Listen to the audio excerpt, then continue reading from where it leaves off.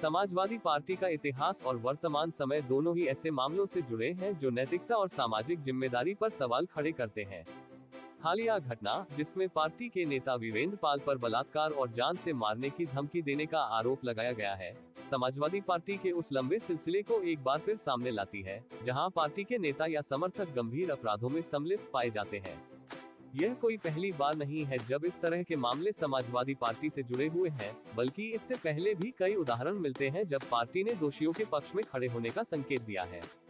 पिछले वर्षों में समाजवादी पार्टी के प्रमुख मुलायम सिंह यादव द्वारा दिए गए बयान "लड़के हैं, गलती हो जाती है" ने पार्टी की सोच और उसके महिला सुरक्षा के प्रति उदासीनता को उजागर किया था।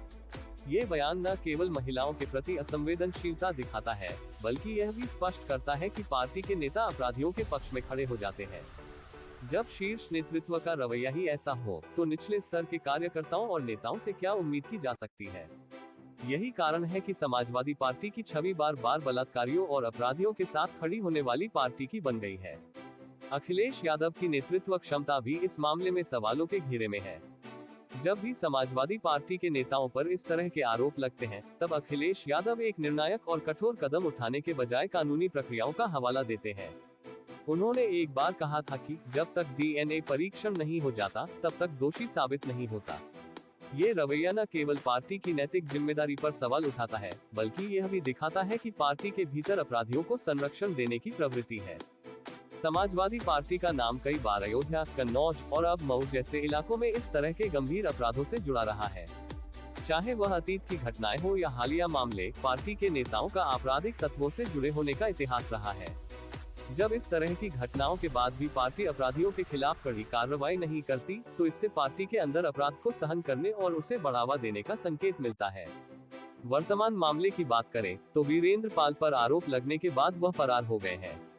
ये भी एक चिंताजनक पहलू है कि जब इस तरह के गंभीर आरोप पार्टी के नेताओं पर लगते हैं, तो वे कानून की पकड़ से बच निकलते हैं। पुलिस प्रशासन के प्रति दबाव बनाने के बजाय पार्टी के नेता इन मामलों पर चुप्पी साध लेते हैं या फिर अपराधियों के पक्ष में खड़े हो जाते हैं।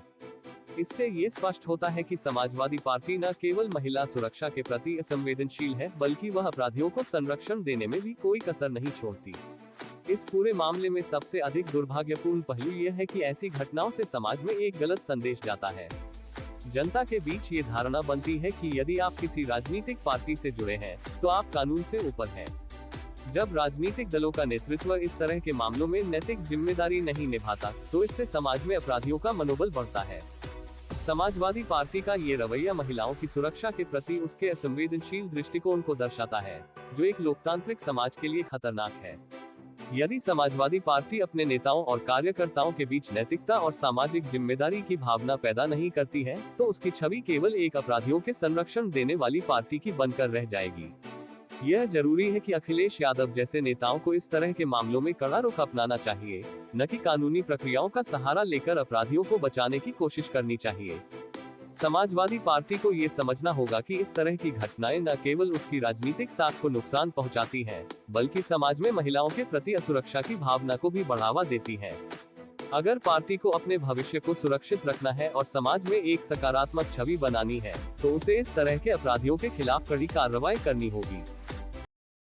थाना कोतवाली जनपद मऊ में एक पीड़िता द्वारा एक व्यक्ति जिनका नाम वीरेंद्र बहादुर पाल है, जो चकमेहदी सराय लखनसी के रहने वाले हैं तथा पेशे से अधिवक्ता हैं, उनके विरुद्ध अवैध संबंध बनाने, मारपीट करने इत्यादि संबंधित एक तहरीर दी गई थी, जिस पर थाना कोतवाली पर मुकदमा अपराध संख्या 291/24 दिनांक 7/9/24 को दर्ज कर लिया गया। उनके प्रार्थना पत्र के अनुसार उक्त व्यक्ति ने उनके साथ 6 तारीख को अपने चैम्बर के पास जाकर गाली गलौच और मारपीट किया गया तथा पिछले किसी भी तथ्यों के उजागर न करने देने संबंधी धमकी भी दी गई थी। लिहाजा पीड़िता द्वारा जब थाने पर आकर इसके संबंध में तहरीर दी गई, तो प्रथम सूचना रिपोर्ट दर्ज करके अग्रिम विधिक कार्रवाई की जा रही है।